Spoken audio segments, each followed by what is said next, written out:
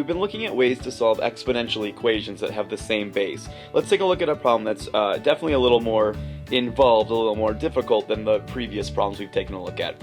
First thing I'm noticing is that I've got an x squared in this problem. So this will involve something that's quadratic, meaning I'll probably need to factor or use the quadratic formula when I'm done.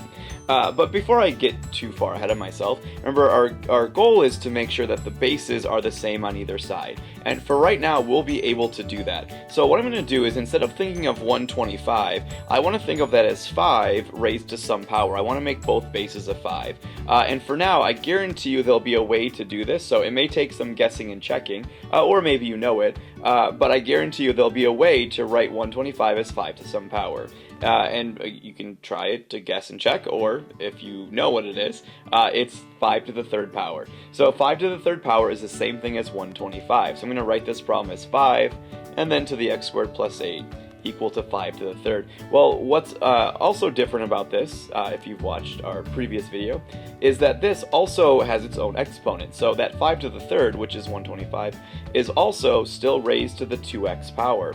And I'll have to combine those using some exponent rules. The rule for a power raised to a power is to multiply those exponents together. So this really becomes 5 to the 6x, since I multiply the 3 times 2x. So now finally, I have the same base on either side of the problem. So at this point, I'm okay to just ignore the base.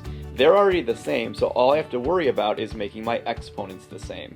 So this becomes x squared plus 8 has to be equal to 6x. Well, as we mentioned at the beginning, we now have something that's quadratic. So it's a bit more complicated to solve than just something that's linear, but it's nothing too bad. Whether I'm going to factor this or use quadratic formula, I'm going to need to get it equal to 0. So I'll subtract the 6x to make it equal to 0, and I'm going to try to factor it because factoring is usually pretty quick. I would need to find two numbers that multiply to 8 but add up to -6, and I can't find that. If I couldn't, I could try quadratic formula, but this time it'll be easy enough to factor x minus 4 and x minus 2, which means I get two possible solutions for this problem. Either x would have to be 4 as one answer, or x would have to be 2 as another answer.